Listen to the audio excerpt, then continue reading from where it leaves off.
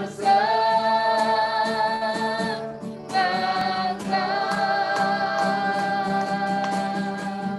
serahkan kepada hambanya yang membawa firman Tuhan malam hari ini. Baik, kita bersatu dalam doa, Bapak Ibu Saudara.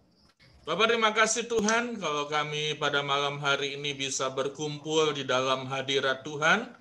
Sekalipun secara geografis kami dipisahkan oleh letak, oleh posisi, oleh pulau, oleh laut, namun secara hati, secara roh kami disatukan di dalam hadirat Tuhan. Tuhan, hamba serahkan penyampaian firman pada malam hari ini ke dalam tangan Tuhan, biar Tuhan yang mengurapi, biar apa yang disampaikan adalah firman Allah yang berasalkan dari hati Bapa bagi Madakepri, bagi seluruh insan Gereja Gerakan Pentakosta di Kepulauan Riau. Bapa, Engkau menjamah setiap kami, membukakan pengertian bagi kami, dan dengan ini kami buka hati kami seluas-luasnya, selebar-lebarnya bagi benih firman-Mu. Kami hamba menolak setiap campur tangan dari roh jahat yang akan mengganggu ibadah ini maupun berjalannya rapat ini. Biar semuanya di dalam nama Tuhan Yesus dilindungi, dan Engkau juga memakai setiap sarana, alat-alat yang kami gunakan, aplikasi, software, jaringan listrik, jaringan internet, semuanya berjalan dengan baik dan lancar, sehingga ibadah maupun sampai pada rapat berakhir nanti semuanya berjalan dengan baik, dan kami bisa melakukannya, menjalaninya dalam damai sejahtera Allah, dalam pimpinan Allah pada malam hari ini. Terima kasih Tuhan, di dalam nama Tuhan Yesus, yang percaya katakan amin, amin, amin, amin. Ya, Bapak Ibu Saudara, shalom semua. Ya,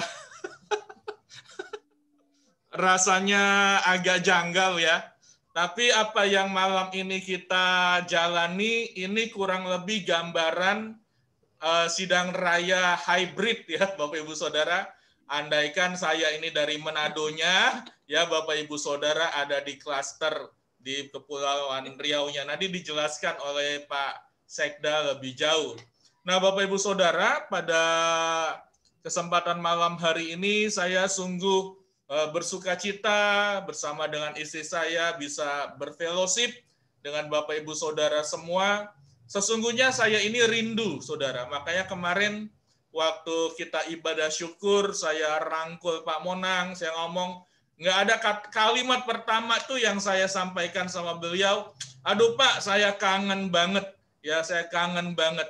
Tapi malam hari ini, bahkan dalam ibadah syukur GGP ke-98, sebagian besar dari kita bisa berjumpa dalam tempo yang singkat, namun mendalam, Bapak Ibu Saudara.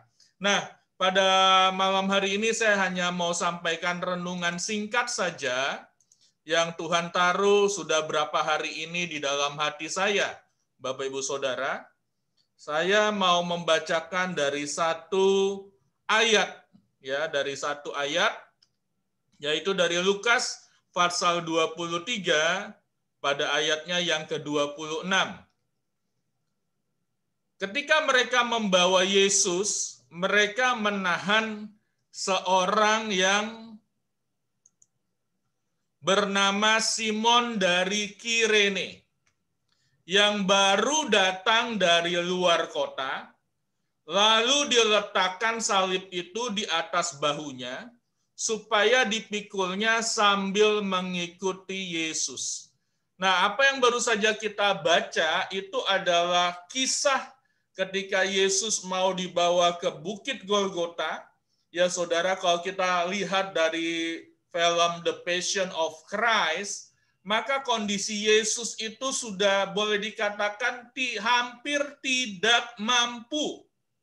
Hampir tidak mampu membawa salibnya sendiri karena kondisi tubuhnya yang sudah terluka parah, ya, kondisi tubuhnya yang sudah terluka parah. Dan kemudian ada tentara Romawi melihat seorang dari begitu banyak orang, Bapak Ibu Saudara, yang hadir, ada yang mengejek, ada yang kasihan, ada yang tidak peduli mungkin, atau mungkin lagi sibuk dengan urusannya sendiri, tiba-tiba seorang yang bernama Simon dari Kirene, ya, karena kenapa nama Simon itu sangat populer pada masa Yesus. Kalau sekarang ini seperti nama Joko, nama Agus, ya, itu banyak banget tuh yang punya tuh. Sehingga Alkitab atau penulis kitab itu harus memberikan petunjuk spesifik. Simon ini dari Kirene. Nah, di mana itu Kirene? Apa dekat Brastagi, ya kan? Atau dekat Danau Toba, ya, atau daerah mana gitu, sebelah mananya Bethlehem dan sebagainya. Rupanya Kirene itu adanya di Afrika Barat, Bapak Ibu Saudara. Dan Alkitab itu menjelaskan jelas sekali, ya, empat penulis Injil, Matius, Markus, Lukas, Yohanes, semuanya mencatat, ya, sekalipun Yohanes tidak terlalu spesifik dengan Simon dari Kirene, tapi dijelaskan bahwa Simon dari Kirene ini dan Kirene ini ada di Afrika Barat. Jadi kalau sekarang saudara tahu Libya, ya, Libya yang kemarin sempat berapa bulan lalu dermaganya meledak tuh saudara, begitu besar, ya, yang dalam sejarah perang melawan Israel itu Libya seringkali ikut perang juga melawan Israel. Nah, saudaraku, sekarang itu Kirene itu adalah bagian dari teritorial negara Libya. Nah, Alkitab jelas mencatat banget bahwa Simon ini baru datang. Jadi dia datang, saudaraku, ada tujuan lain. Dia nggak datang dari Afrika Barat untuk khusus memikul salib Yesus. Saya percaya tidak begitu. Tapi dia datang ada urusan lain. Ingat, itu menjelang Paskah, saudara. Ya, itu menjelang Paskah. Biasanya Paskah itu orang-orang Yahudi dari berbagai tempat, dari luar negeri pada berdatangan untuk merayakan Paskah. Jadi kemungkinan Simon dari Kirene ini bisa datang ke situ untuk merayakan Paskah, bisa datang ke situ karena ada urusan bisnis, bisa datang ke situ karena ada urusan keluarga atau urusan yang lainnya. Tapi yang pasti tidak datang untuk memikul salib Yesus. Namun Tuhan itu punya acara lain bagi Simon dari Kirene ini, saudara. Ya, seorang tentara, ya, kemudian memaksa Simon ini untuk memikul salib Yesus. Saudara, memikul salib Yesus. Nah, mungkin pertama kalinya berat gitu ya. Mungkin pertama kalinya, aduh nih kesibukan apa lagi ini. Ya kan, saya sudah sibuk dengan agenda saya. Kemudian tiba-tiba saya dipaksa memikul salib. Ya, yang berat itu, saudara. Ya, salib yang berat. Bukan salib yang sekarang sering dipakai sama orang Kristen ya, di kupingnya atau di lehernya digantung ya. Tapi ini betul-betul salib yang berat, Bapak Ibu Saudara. Tapi Simon dari Kirene ini dia akhirnya merelakan dirinya untuk melakukan tugas itu. Bahkan The Passion of Christ sutradaranya itu menggambarkan bagaimana Simon dari Kirene ini juga berusaha membantu untuk Yesus tetap bisa menjalani perjalanannya, via dolorosanya, saudara, sampai kepada Bukit Golgota. Nah, apa yang saya mau sampaikan yang Tuhan tanam di dalam hati saya, seringkali kita itu punya tujuan yang berbeda. Kita itu punya agenda masing-masing. Ya, kita itu punya rencana yang berbeda. Namun terkadang atau seringkali Tuhan itu memasukkan kita di dalam sebuah pekerjaannya, ya, di dalam sebuah, boleh saya katakan, memikul salib Tuhannya, Bapak Ibu Saudara. Begitu juga dengan pelayanan kita di Gereja Gerakan Pentakosta, khususnya di daerah Kepulauan Riau dalam lingkup Majelis Daerah Kepulauan Riau. Saudara, ketika saya merenungkan ini, itu pelayanan itu seperti sebuah salib bagi orang yang memikulnya. Saya ulangi, pelayanan adalah sebuah salib bagi orang yang memikulnya. Namun salib ini adalah salib Kristus sendiri. Salib ini adalah salib Kristus yang agung itu. Saudara, di dalam kita melayani, itu banyak sekali penyangkalan diri, bukan? Tadi saya dengar dari Pak Sekda, hujan deras, ya. Kemudian saudara mungkin sudah dalam kondisi tubuh yang lelah. Ada yang datang jauh-jauh dari Batu Aji, apalagi dari daerah yang lebih jauh lagi. Kemudian untuk keluarga Bukit Hermon juga sudah begitu sibuk mempersiapkan untuk jadi tuan rumah, untuk rapat pada malam ini. Semuanya itu ada unsur penyangkalan diri. Dan lebih lagi, salib bukan hanya bicara penyangkalan diri, tapi salib juga bicara pengorbanan. Sacrifice, ya, pengorbanan. Dan Yesus berkata, barang siapa mau mengikut aku, sangkal dirimu, pikul salib, dan ikut aku. Cuman 3 tuh, saudara. Ya, sangkal diri, pikul salib, ikut aku. Jadi, kalau kita menerima salib yang namanya pelayanan, yang Tuhan sudah percayakan kepada kita, entah dengan cara seperti apa. Seringkali kita ini merepotkan hal-hal yang tidak perlu direpotkan.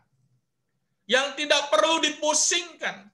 Banyak orang pengen punya kisah yang mulia, yang agung, yang indah ketika bagaimana dia terjun dalam pelayanan. Ya, makanya banyak orang yang populer, dulunya artis, kemudian bertobat, melayani, diundang di mana-mana. Ya, dulunya kriminal, kemudian bertobat, melayani, diundang kemana-mana. Karena kisahnya itu istimewa. Tapi banyak orang juga yang melayani Tuhan, dipanggil Tuhan, dengan cara-cara yang biasa-biasa aja, saudara. Jadi orang yang dipanggil Tuhan untuk melayani dengan cara-cara yang dalam tanda petik ajaib, atau dengan yang cara yang normal, yang biasa aja, bahkan ada orang yang terjun melayani karena seperti Simon dari Kirene itu dipaksa oleh tentara Romawi. Awalnya mungkin merasa terpaksa, tapi pada akhirnya ketika proses sedang berjalan, dia baru sadar bahwa ini adalah kesempatan yang mulia. Ya, saya nggak panjangkan Bapak Ibu Saudara. Yang saya mau tekankan adalah bahwa ketika kita terjun memikul salib dalam pelayanan kita, di mana saja, saudara, di mana saja, apa saja yang dipercayakan Tuhan kepada kita, maka pikulah salib itu dengan sungguh-sungguh. Saya nggak pernah lupa kata-kata Bapak Ketua Umum, rela hati, ya, rela hati, ringan hati untuk menanggung beban-beban dari pelayanan. Tapi jangan lupa, saudara, karena kita memikul salib yang Tuhan beri, tentu saja Tuhan tahu sampai sejauh mana kemampuan kita untuk memikul salib itu. Dia tahu sampai sejauh mana kesanggupan kita untuk memikul salib itu. Ingat, Yesus sudah disalibkan. Dia sudah menang atas itu. Yang menunjukkan bahwa bahkan maut saja, musuh terakhir, sudah dikalahkan. Berarti Yesus itu punya bahu super. Hebat sekali, saudara. Dia menang dalam memikul salibnya. Jadi di dalam prinsip saya, saudara, dalam pelayanan ini, saudara, saya nggak pernah ngandelin bahu saya nih. Saya ngomong sama jemaat GGP Rumah Kesembuhan, Oh, jangan andelin bahunya Agustianus nih. Bahunya Agustianus ini lemah, nggak kuat nih, ya, nggak kuat. Tapi andelin bahunya Yesus yang super strong. Andelin bahunya Yesus yang mulia. Dia sudah menang memikul salib. Jadi kalau kita sedang memikul salib dan kita mengandalkan bahu kita sendiri, kita kalah pasti. Pasti kita bisa murtad bahkan. Ya, pasti kita bisa tinggalkan Yesus karena pelayanan itu bebannya itu wah, Saudara. Saudara yang sudah jadi gembala, saudara yang sudah belajar melayani, yang namanya tantangan itu bukan dari luar saja kan? Ya, lebih menyakitkan itu tantangan-tantangan dari dalam kan? Ada orang yang nendang kita dari belakang, ada orang yang nyikut kita, ada orang yang tusuk kita dari belakang. Ya, saya pernah difitnah sampai ke Singapura, Saudara bayangin. Ya, tapi Tuhan bela. Nah, oleh sebab itu saya nggak pernah ngandelin bahu saya. Saya selalu mengandalkan Yesus dalam diri saya. Demikian juga kita. Mungkin saudara-saudara yang tiba-tiba kok saya dikasih posisi seperti ini ya Tuhan, kok beratnya luar biasa nih Tuhan. Hei, bangun. Ini saatnya kita serahkan semua kepada Tuhan. Dan kita berkata, Tuhan, aku mau pikul. Tapi bukan dengan kekuatan bahuku ya Tuhan. Tapi dengan kekuatan bahumu ya Tuhan. Karena engkau sudah menang memikul salibmu. Ya Bapak Ibu Saudara, jadi pada malam hari ini, yuk kita sama-sama. Ya, kita semua punya beban masing-masing. Kita semua punya tantangannya sendiri-sendiri, Saudara. Saudara mau cerita sedalam apa, selebar apa, toh saudara juga mau didampingi oleh gembala senior saudara, oleh pengusaha, oleh siapa saja yang menjadi sponsor saudara, pendamping saudara. Tapi pada masa-masa tertentu saudara harus menghadapi tantangan itu sendirian, bukan?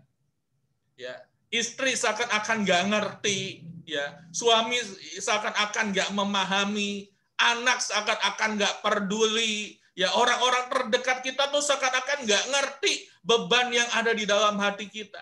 Nah, itu waktu-waktu yang mulia, saudara. Karena pelayanan itu sangat istimewa. Jadi, malam hari ini dia Tuhan Immanuel, dia Tuhan yang menyertai kita. Jangan andalkan kekuatan diri kita sendiri dalam memikul pelayanan, ya saudaraku. Dan yang paling penting, pelayanan itu salib. Salib itu ujungnya apa, saudara? Salib itu ujungnya adalah kemuliaan. Salib itu ujungnya adalah kebangkitan. Salib itu adalah ujungnya keagungan yang Tuhan sudah siapkan bagi orang yang setia. Oleh sebab itu, andalkan kasih karunia Tuhan yang bekerja di dalam diri kita untuk memikul salib pelayanan, untuk memikul setiap tanggung jawab yang Tuhan percayakan. Maka semakin kita nggak mampu, semakin kita berserah, semakin besar kemuliaan Tuhan dinyatakan. Puji Tuhan, saya rasa demikian yang saya mau sampaikan.